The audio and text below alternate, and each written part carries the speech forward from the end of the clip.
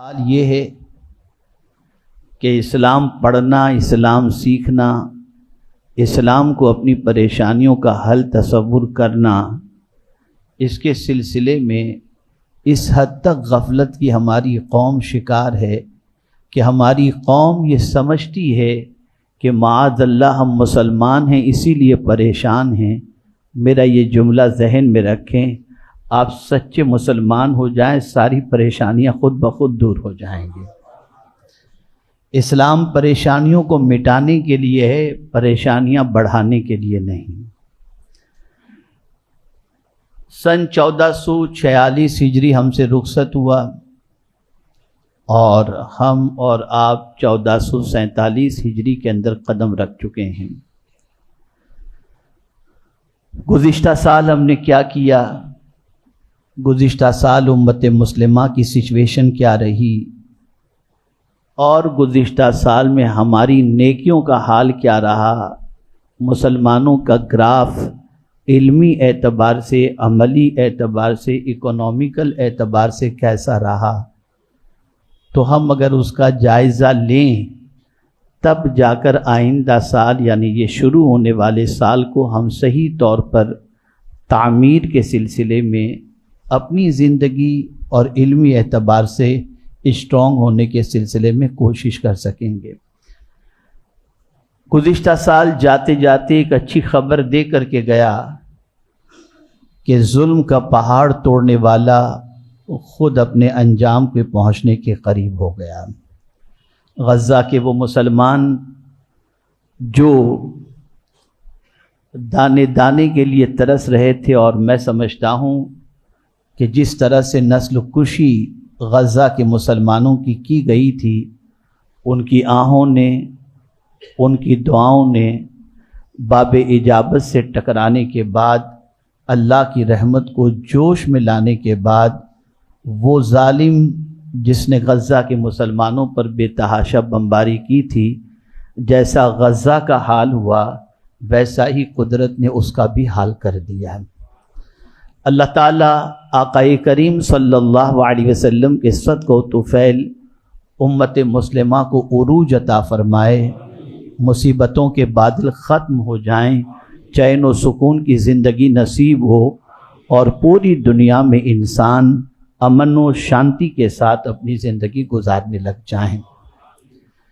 چونکہ آپ جانتے ہیں کہ اس ماہ مبارک کے آتے ہی پوری دنیا کے انسانوں کے دل میں امام عالی مقام رضی اللہ تعالیٰ عنہ کی قربانی کی یاد تازہ ہو جاتی ہے۔ ہم امام حسین رضی اللہ تعالیٰ عنہ کی محبت کا دم تو بھرتے ہیں اور تاجدار کربلا کی بارگاہ میں خراج عقیدت بھی پیش کرتے ہیں اور اس کا اظہار کرنے کی کوشش بھی کرتے ہیں کہ ہمارے دل میں امام حسین رضی اللہ تعالیٰ عنہ کی محبت ہے، لیکن مقصد قربانی سے ہم بالکل غافل ہونے کی وجہ سے ہماری زندگی میں رائے کے دانے کے برابر بھی امام حسین کے نقش قدم پر چلنے کا جذبہ پیدا نہیں ہوتا۔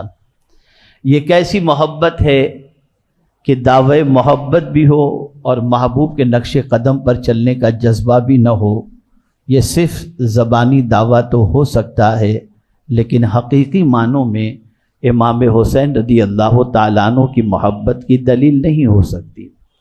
آپ سوچیں کون ہے امام حسین؟ تاجدار کربلا کو اللہ عز و جل نے بہت ساری خصوصیات عطا فرمائی ہیں۔ آقا کریم صلی اللہ تعالی علیہ وسلم کے یہ لخت جگر امام حسین رضی اللہ تعالی عنہ اتنی خصوصیات کے حامل تھے کہ میں ان میں سے چند خصوصیات آپ کے سامنے پیش کروں جس سے آپ محسوس کر سکیں کہ اللہ تعالیٰ نے امام حسین رضی اللہ تعالیٰ عنہ کو کتنا اونچا مرتبہ عطا فرمایا تھا۔ آقا کریم صلی اللہ علیہ وسلم نے فرمایا، حسین منی، حسین مجھ سے ہیں، وَأَنَا مِنْ حسین، اور میں حسین سے ہوں۔ ایک بات تو یہ سمجھ میں آتی ہے کہ نانا سے نواسا ہو، لیکن نواسے سے نانا ہو، یہ کیا بات ہوئی؟ امام حسین حضور سے ہیں یہ بات تو سمجھ میں آتی ہے، کہ حسین منی، حسین مجھ سے ہیں، یعنی میری بیٹی کے بیٹے ہیں اس لیے مجھ سے ہیں۔ لیکن سرکار فرماتے انا من حسین، میں حسین سے ہوں۔ تو حضور کا حسین سے ہونا کیا مطلب؟ بس اسی کو تھوڑا سا سمجھیں تاکہ آپ کے دل کے اندر تاجدار کربلا کی قربانی کے واقعات کو سننے کے بعد کچھ قربانی دینے کا جذبہ پیدا ہو سکے۔ رسول اعظم صلی اللہ علیہ وسلم کو اللہ عز و جل نے اس فرش گیتی پر کیوں بھیجا؟ بھیجنے کا مقصد کیا ہے؟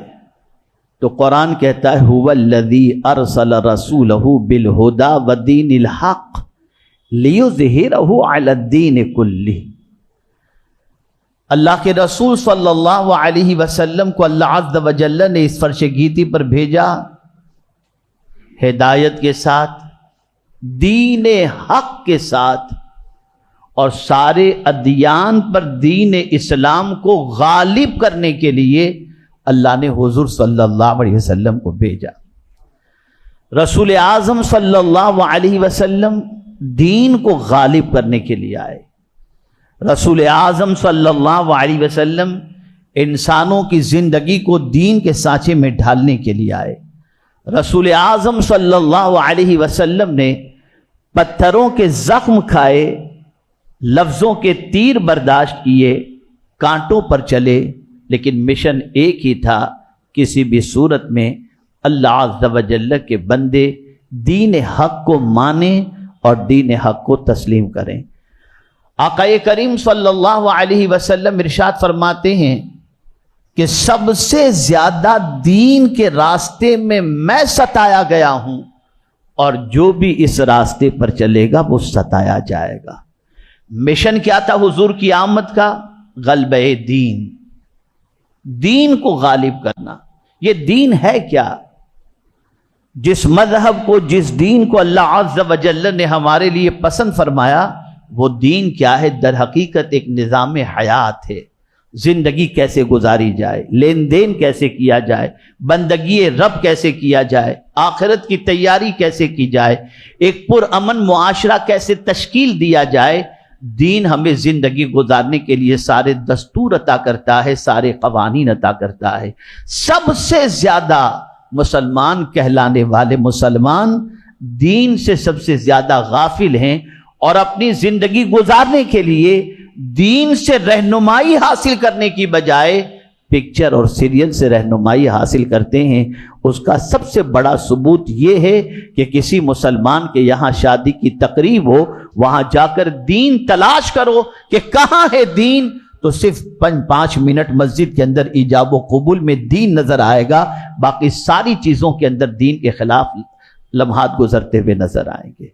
حضور دین غالب کرنے کے لیے آئے، صحابہ دین کو غالب کرتے رہے۔ صدیق اکبر رضی اللہ تعالیٰ عنہ کو دیکھو، فاروق اعظم رضی اللہ تعالیٰ عنہ کو دیکھو، حضرت عثمان غنی رضی اللہ تعالیٰ عنہ کو دیکھو، مولائے کائنات رضی اللہ تعالیٰ عنہ کو دیکھو، حسن مجتبی رضی اللہ تعالیٰ عنہ کو دیکھو، ان سب کو دیکھو، یہ سب دین غالب کرنے کے لیے آئے۔ دین کے خلاف کہیں بھی عمل ہوتا ہو، اصلاح کرتے ہوئے نظر آئے۔ اور یہ بات یاد رکھیں، اسی دین کو غالب کرنے کے لیے تاجدار کربلا نے کربلا کے میدان میں سب کچھ لٹا دیا، اور لٹا کر ہم اور آپ دین پہنچاتے ہیں لفظوں کے ذریعے، کتابوں کے ذریعے۔ امام حسین نے دین پہنچایا ہے، اپنی جان قربان کر کے پہنچایا ہے۔ سرکار نے فرمایا وَأَنَا مِنْ حسین، میں حسین سے ہوں۔ میرا دین جاننا ہو تو حسین سے دیکھو، میرے دین کی پہچان حسین کے ذریعے ہوگی، میرے دین کی شناخت امام حسین کے ذریعے ہوگی۔ اے رسول اعظم صلی اللہ علیہ وسلم کے پیارے دیوانوں، آپ ذرا دیکھیں تاجدار کربلا کو اللہ نے کتنی خصوصیات عطا فرمائی تھی۔ اللہ اکبر! ابھی تو امام حسین رضی اللہ تعالیٰ عنہ اس فرش گیتی پر تشریف ہی لاتے ہیں کہ لاتے ہی ادھر ولادت کی شہرت ہوئی، ادھر شہادت کی شہرت ہوئی۔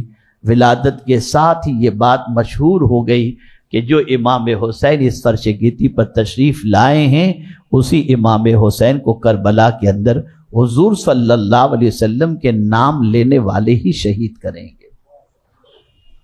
یہ خصوصیت کسی اور کو نہیں کہ ولادت کے ساتھ ساتھ شہادت کی بھی شہرت ہو جائے، اور شہادت کی شہرت ایسی ہوئی کہ جس جگہ پر امام حسین شہید ہونے والے تھے وہاں کی مٹی بھی لا کر کے پیش کر دی گئی، جس جگہ پر شہید ہونے والے تھے وہ مقام بھی بتا دیا گیا۔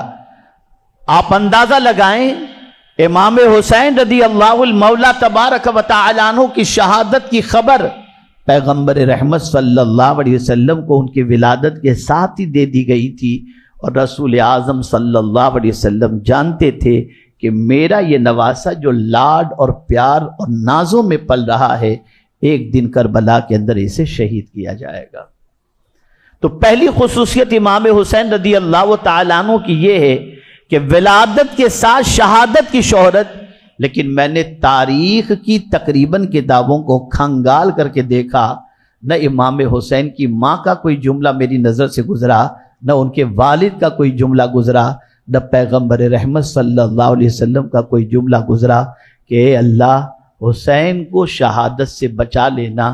نہیں، اللہ اکبر، جملہ گزرا تو بس اتنا گزرا، اے اللہ حسین کو صبر و استقامت کا پہاڑ بنا دینا۔ موت سے ہر کوئی ڈرتا ہے، موت سے اپنی اولاد کو بچانے کی ہر کوئی تمنا رکھتا ہے، لیکن اللہ اکبر، کاتب تقدیر نے شہادت لکھ دی تھی، لیکن نہ والدہ کی طرف سے شہادت کے رکنے کی دعا ہو رہی ہے، نہ والد کی طرف سے شہادت کے رکنے کی دعا ہو رہی ہے، نہ نانا جان کی طرف سے شہادت کے رکنے کی دعا ہو رہی ہے، اس لیے کہ جانتے تھے کہ شہادت کوئی چھوٹی ڈگری نہیں ہے، یہ بہت بڑی ڈگری ہے، اور ایک انسان بستر پر لیٹے لیٹے بھی مرتا ہے، اور ایک انسان راہ خدا کے اندر بھی جان دے دیتا ہے۔ موت اس کے وقت پر آ کر کے رہتی ہے، لیکن راہ خدا میں اگر کوئی جان دے دے تو وہ مر کر کے بھی ہمیشہ کے لیے زندہ ہو جایا کرتا ہے۔ اے رسول اعظم صلی اللہ علیہ وسلم کے دیوانوں، صرف اتنا سا سوچو، شہادت اس میں ہوتا کیا ہے؟ گردن کاٹی جاتی ہے، ہاتھ کاٹا جاتا ہے، پیر کاٹے جاتے ہیں، عجیب سچویشن ہوتی ہے، نہ جانے کتنی تکلیفوں سے گزرنا پڑتا ہے، تب جا کر انسان شہادت کے مرتبے کو پہنچتا ہے۔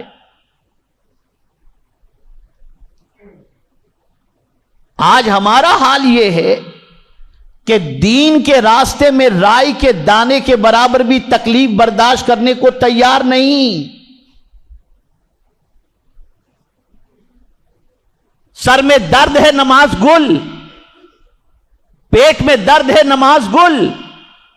ہمارا حال یہ ہے کہ تھوڑی سی تکلیف بھی دین کے سلسلے میں برداشت کرنے کو تیار نہیں۔ لیکن وہ کتنے عظیم تھے امام حسین کہ راہ خدا میں آنے والی ہر تکلیف کا خندہ پیشانی کے ساتھ امام حسین نے استقبال کیا، اور تاجدار کربلا نے اللہ کی بارگاہ کے اندر کوئی شکایت بھی نہیں کی کہ میرے مولا میں تیرے نبی کا نواسا ہوں اور میرے ساتھ یہ سلوک نہیں۔ مولا جس میں تو راضی ہے اس میں حسین بھی راضی ہے۔ ایک خصوصیت تو امام حسین کی یہ تھی کہ آپ کی ولادت کے ساتھ ساتھ آپ کی شہادت کی شہرت ہوئی۔ دوسری خصوصیت آپ کو بتاؤں گا تو حیرت ہوگی۔ رسول رحمت صلی اللہ علیہ وسلم کے ایک ران پر، ایک زانو پر امام حسین تھے، اور دوسرے زانو پر حضرت ابراہیم تھے رضی اللہ تعالی عنہ، جو رسول اعظم صلی اللہ علیہ وسلم کے صاحبزادے تھے۔ فرشتہ آتا ہے اور رسول رحمت صلی اللہ علیہ وسلم سے عرض کرتا ہے، دونوں میں سے ایک کو اللہ عز و جل نے طلب فرمایا ہے، آپ چاہیں تو ابراہیم کو حسین پر قربان کر دیں، اور چاہے تو حسین کو ابراہیم پر قربان کر دیں۔ سرکار نے اپنے بیٹے کے حوالے سے فرمایا، میں چاہتا ہوں حسین زندہ رہے، اگر میرے بیٹے کو اللہ عز و جل قبول فرما لے تو میں دینے کے لیے تیار ہوں۔ امام حسین پر حضور نے اپنے لخت جگر کو قربان کیا، اپنے لخت جگر کو قربان کیا۔ آپ اندازہ لگائیں اس سے مقام حسین کیا ہے اور رسول رحمت صلی اللہ علیہ وسلم کی نگاہوں میں امام عالی مقام رضی اللہ تعالیٰ عنہ کا درجہ کیا ہے۔